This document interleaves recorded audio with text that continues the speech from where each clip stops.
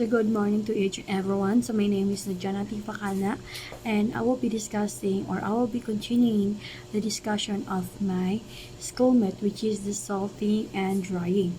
So the objective of this is that at the end of the module, the learners will be able to define osmosis, salting, drying, and discuss the effect of different salt concentration and preserved food, prepare and preserve fruits and vegetables for drying and salting, observe the physical characteristic of a dried fruit.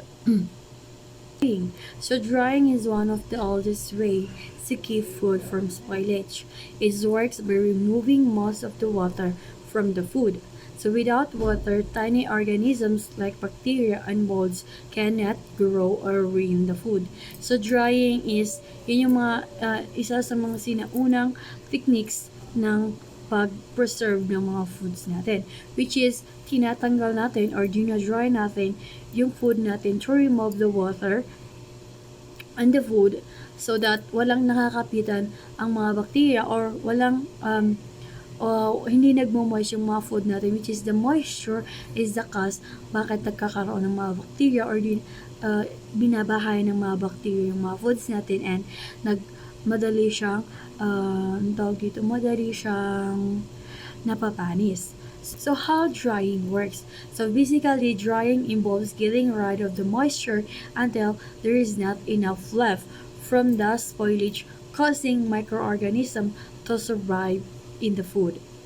So basically, as I say kanina, dinadry natin yung food para hindi mag-moist yung ating mga food, and also walang makapitin yung mga bacteria. We have here other drying method, which is first as freeze drying. So food is frozen and then the water is removed as a gas sublimation without melting it. So sa freeze drying naman is hindi tayo gumagamit ng sunlight to dry our food or to remove our food. So gumagamit tayo ng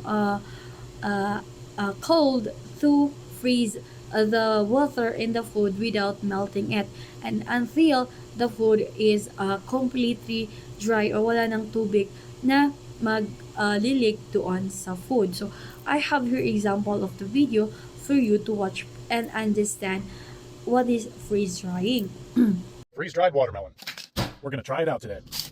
I've made watermelon jerky using my dehydrator, which turned out pretty good, chewy and very sweet. So now I'm going to take some watermelon, and since I have a freeze dryer now, we're going to slice it up and freeze dry it and see if it's worth doing. So now I'm going to lay it on my trays. The thinner you slice them, the faster they'll freeze dry. These are about a 1/4 inch thick or so. This is a great way to preserve your fruits for long-term storage. I'll probably end up using these as backpacking snacks. It took about 28 hours for these to be done. If the pieces were thicker, it would have taken longer. And they're looking good and crispy and very lightweight. When packaged and sealed in Mylar bags with oxygen absorbers, they should have a shelf life of 25 years, maybe even more. So this is a good way to preserve it if you grow a lot of watermelons, or if you just like sweet snacks, because like the jerky, these turned out to be very sweet, like candy. But unlike the jerky, these slices didn't shrink down very much and are crispy rather than chewy.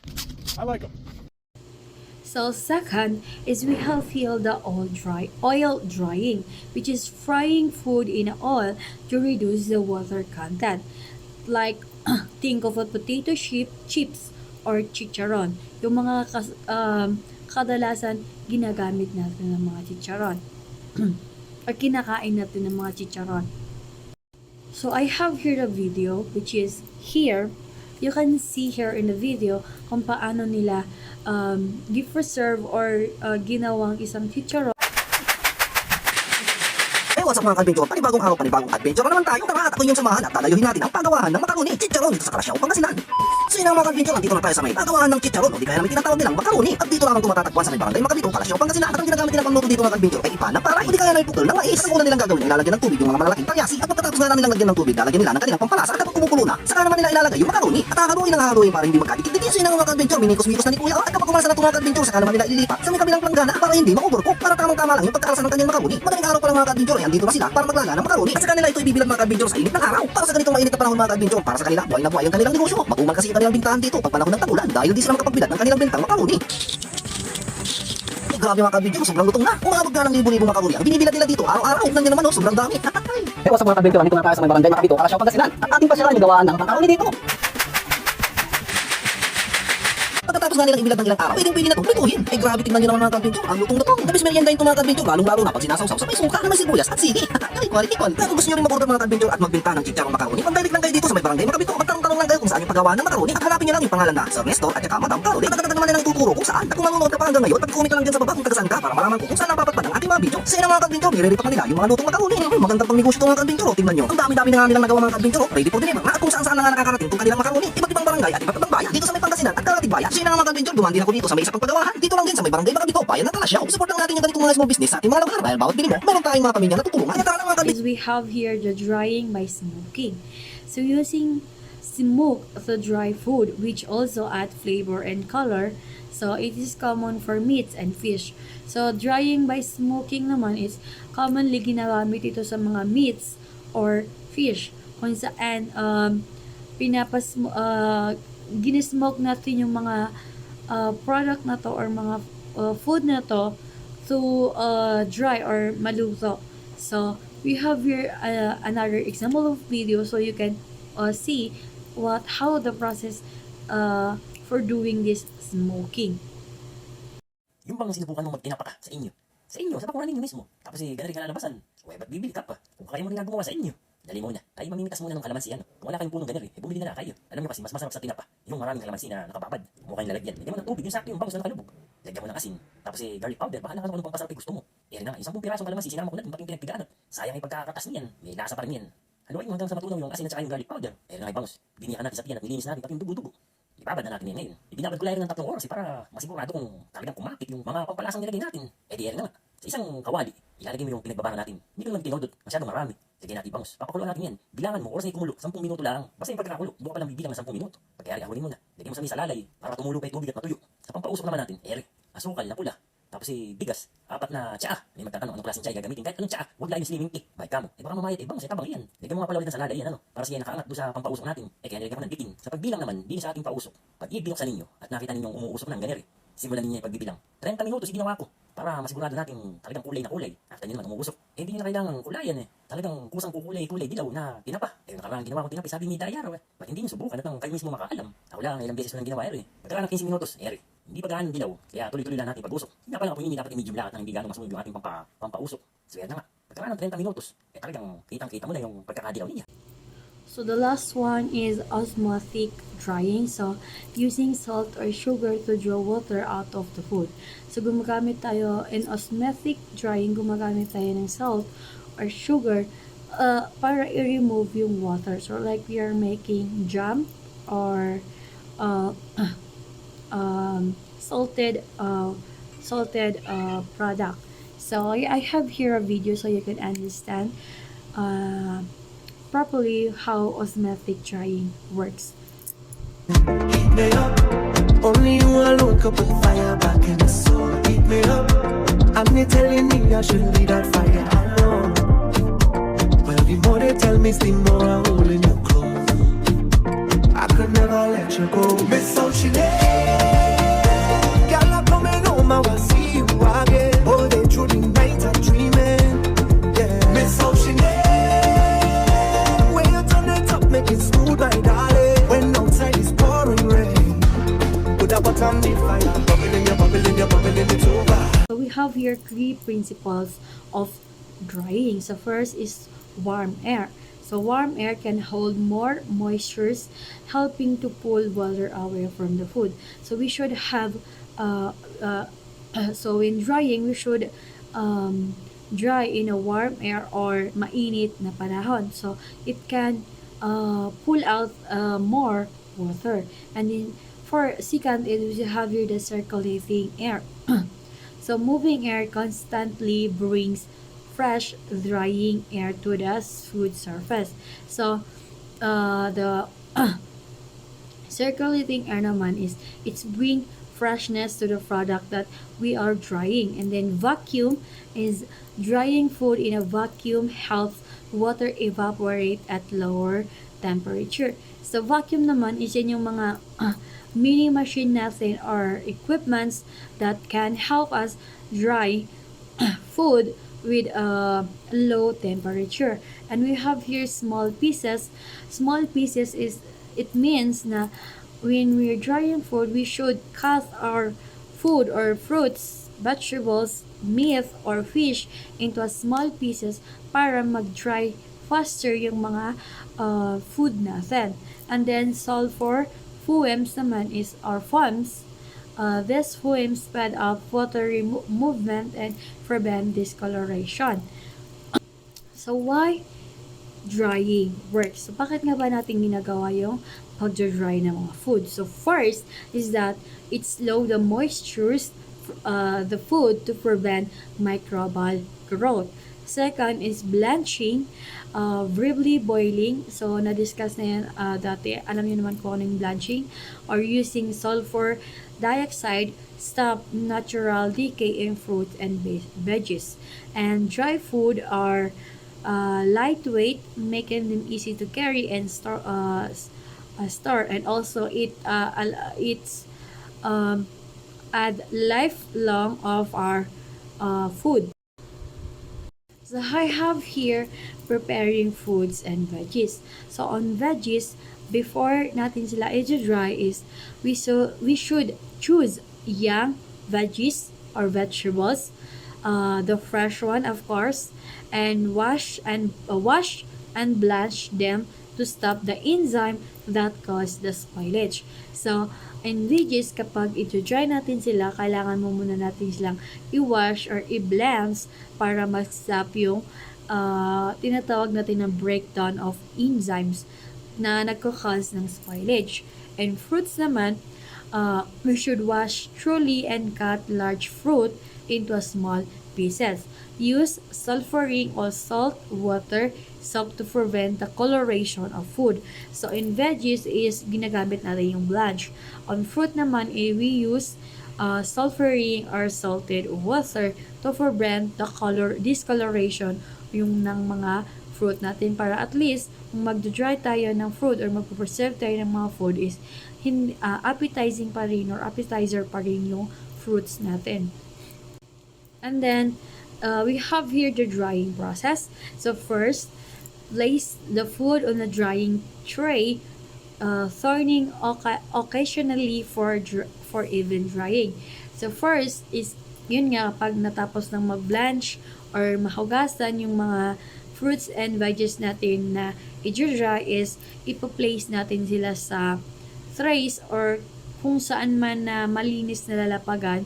And dapat hiwa-hiwala yung mga fruit natin or veggies natin kapag i-dry para evenly na ma-dry sila.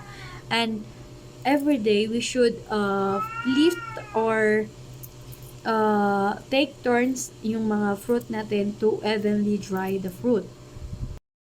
And next is use the sun, an oven, or a food rehydrator for heat. So we can use the sun or oven heat to dry our food.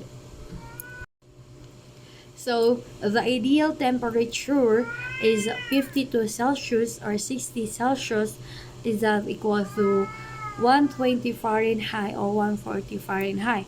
So start with a higher heat to prevent soaring, but finish with lower heat to keep vitamins. So in oven, we should use this temperature, ideal temperature sa ating mga fruits.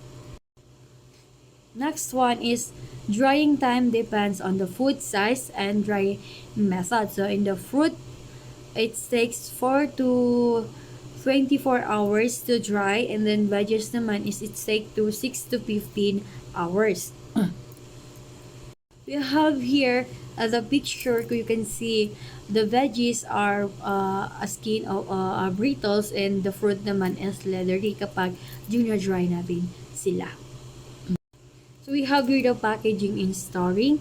So pack dried food in an airtight, moisture to proof the container or wax boxes, thin cans, plastic, glass jar or special bags to prevent the food from absorbing moistures from the air. And then keep dry food away from the air, moisture, and to warm the storage to prevent the spoilage. So here's the picture kung mga pwede nyo gamitin sa mga finished product natin. And so we have here a drying guide for some veggies. So first we have here the beans and greens. So use only tender stringless varieties, wash thoroughly, cut in short pieces, 1 or 2 inches long or lengthwise, blanch it for 30 minutes bago mo siya i-dry. So beans and greens are the texture of drying is very dry and brittle. Second, we have here the cabbage, which is remove other leaves, quarter and core, cut into the strips to of 1/8 inch thick, and then blanch, steam it for 1 to 1/2 2 minutes or until wilted. Excuse me. Through yung texture nito is thought to brittle. And we have here the carrots, which is the guide here is use only a crisp, tender carrot. Wash thoroughly, cuts off roots, tops, and then peel it. Cut it in the slice or strip of 1 inch thick, and then blanch it for 5 to 6 minutes. And then it's a thought leathery naman sa carrots. And then we have here the cauliflower, which is use a small fresh florets and then prepare as for serving, and then blanch for 2 to 3 minutes bago mo siya i-dry, and it's a brittle texture. And then mushrooms naman is use the young, medium size, freshly gathered mushroom free of insects or any bland thing. Scrub thoroughly, discard any thought woody stalk, cut tender stalk into short section, and then do not peel small mushroom on bottoms. Peel large mushroom in size and then blanch it for 3 minutes. So it is a very dry and leathery textures. So we have here the okra. So use only young, tender and fresh okra. Wash it and then stream and then slice it crosswise in 1/2% to for 3/4 centimeter strip, and then blanch it to 3 to 4 minutes. So it's a tough brittle naman sa okra. So we have here the onions. Sa onions, wash and remove the outer pepper shell of the onion, and then remove the tops and the root end and slice it to 1/4 to 1 centimeter thick. So no blanching needed naman sa onion. So it brittle kapag na-dry na siya. And then potatoes, wash, peel, cut into the shoestring, strip 1/2 centimeter in a cross section, or cut it in a slice of 1/4 centimeter thick naman, and then blanch it for 5 to 6 minutes. So it is thought to brittle naman yung potatoes. And in sa squash, we should wash and peel, remove the seeds, and then cut it into a strip to 1/2 centimeter thick, and then blanch it for 2 minutes only. It is slightly leathery naman sa squash. And then we have here the last for tomatoes for stewing. So use only a firm, ripe tomatoes with a good color. Dip in boiling water to loosen skin. Clean in a cold water, and then peel. Cut into section about 2 centimeter wide or slice. Then cut small pears or plum tomatoes in half.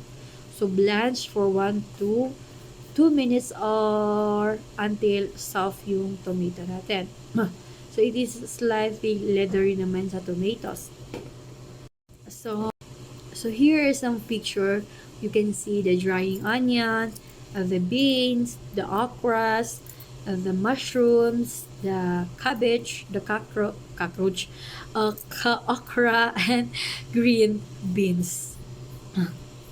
So we have here important reminder doing drying. So in yield, you need a lot of fresh of veggies to get a small number of dried veggies. About 8 to 12 pounds of fresh vegetable will give you only 1 pound of dried products. So kapag gagawa tayo ng mga dried food, you should big amount of veggies, kasi kapag na dry na sila is lumiliit yung pounds or weight ng ating mga veggies. In cooling naman, always let your always let your test piece cool down before checking it if it's dry enough.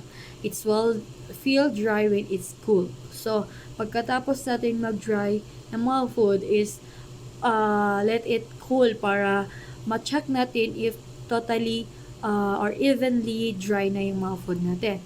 And blanching time naman, we have here, do not don't blanch longer than you need to. Over blanching can cause minerals and vitamins to be lost in the water. So reminders when doing blanching. So kapag gumagawa tayo o mag-blanch tayo ng mga fruits or veggies is hindi tayo nag-over blanching because nawawala or nagka-cause ito ng loss ng vitamins and minerals. So, yung dapat na kunyari yung mga pinakita, or example, na pinakita ko kanina sa inyo, what the time or minutes na i-blanch is yun lang dapat yung gagamitin natin. So, under blanching, make sure your blends long enough to deactivate those enzymes that cause the spoilage. If you don't, your dry veggies wouldn't be good quality. So, of course, on blanching also, dapat make sure na yung pag-blanch natin ng mga fruits or veggies is enough na talaga na deactivate natin yung pag-breakdown ng breakdown of the enzyme to cause the spoilage. So, rehydrating naman, when you cook dried vegetable, you need to add back the water that was removed. You can do this by soaking them, cooking them, water or both. So, rehydrating naman is kapag mag-cook tayo ng mga dried food natin or mga dried food natin is you just need to add water or cook them in a water para mag-grow siya ulit. And hindi mag-grow, parang anong tawag doon? Makaulads kanyan, sermon, parang ganun. And then, seasoning or rehydrates. And then, seasoning, dried vegetable can lose some flavor. So, adding seasoning after cooking can make them taste better. So, of course, kapag the dry tayo, we should not forget na mag-season ng mga food natin. Kasi kapag dry natin sila and nakalimutan natin i-seasoning natin yung mga food is wala siyang lasa. So, we should season it before drying it. So, sulfur. So, why it is important to use sulfur? So, sulfur is to prevent browning or discoloration of our food, of course. It helps us keep the bugs away, speed up the process of drying, act as a preservative, help the fruit keep in shape, color, and the vitamin of our products. Drying guides for fruits naman. So, we have here the examples of fruits. Kanina, pinakita ko yung mga, or sinabi ko sa inyo yung mga sa vegetables. Dito naman is sa fruits. So, we have here the pineapple. So, we should use a ripe pineapple and wash, peel, and remove the eyes of the pineapple. Slice it into rings around 1.2 or 2.5 centimeter thick, and then blanch it for 15 minutes. And then soak it in a salted water for 10 minutes or sulfur it for 30 minutes. So dry until the moisture is reduced to 30 to 35%. So ito yung example ng picture. Makikita nyo dito kung paano or ano yung mukha ng dried pineapple. So we have here next is the bananas. So use a matured bananas, peel and cut lengthwise or slice crosswise across 0.5 to 1 centimeter thick. Dip it in 1% citric acid or tartaric acid solution and 1% of potassium metabolsulfate to prevent discoloration. drain in sulfur for 30 minutes, and then dry it at 54 to 60 degrees Celsius to 129 to 140 Fahrenheit if it oven yung gagamitin natin. Next one is mango. So, use a matured, just ripened caravan mangoes. Peel and slice the sides, then cut into halves or quarters. And then dip it to a 2% salt solutions, and then sulfur it for 30 minutes. Dry at 67 Celsius or 153 Fahrenheit if using an oven. Next here is we have the santol, which you use ripe, freshly santol, blanch it in boiling water for 3 to 5 minutes, peel and cut it into halves or quarters, and then remove seed and sulfur it for 30 minutes also, and then dry it at 60 Celsius or 140 Fahrenheit if it is using a oven or a drying machine. Next one is banana chips. Use a matured underripe saba bananas. Wash it and peel and then slice it thinly, and then soak it in a salted water and for 1 hour to prevent discoloration, and then drain it, then blanch it again for 30 seconds and risin it in a cold water for 5 seconds, and then pagkatapos ma-drain is i-dry natin at a 65 to 70 Celsius or 149 o 158 Fahrenheit, or it can also be dry in the sun until the bone is completely or evenly dry. So we have here a video where you will see two different kinds of drying, which is on the sun and on a machine. So you can see the difference, how is the process.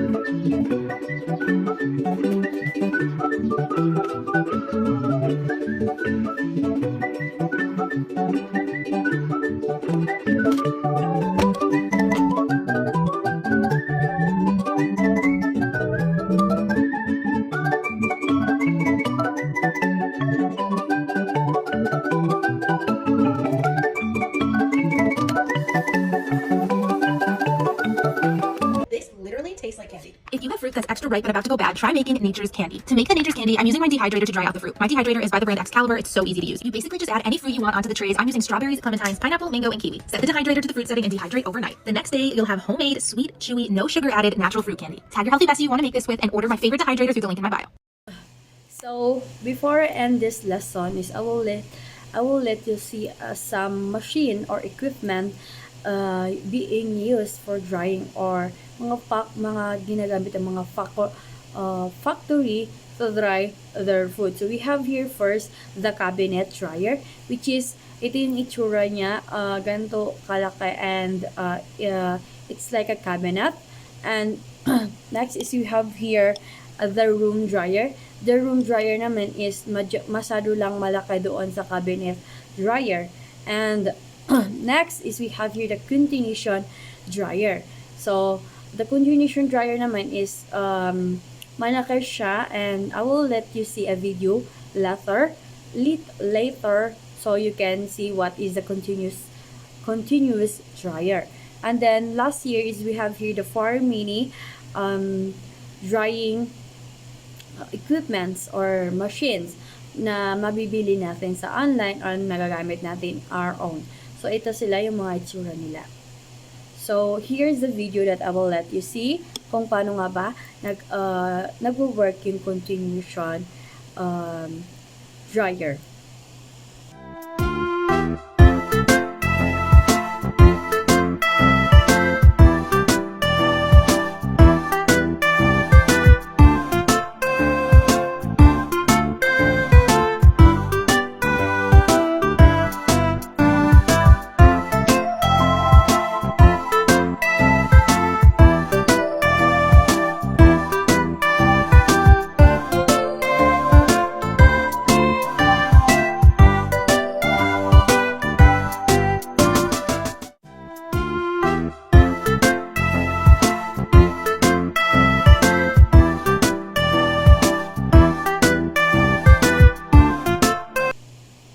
So that's all for today's lesson. I hope you learned something in the lesson, and if you have a question, just comment down below. Thank you.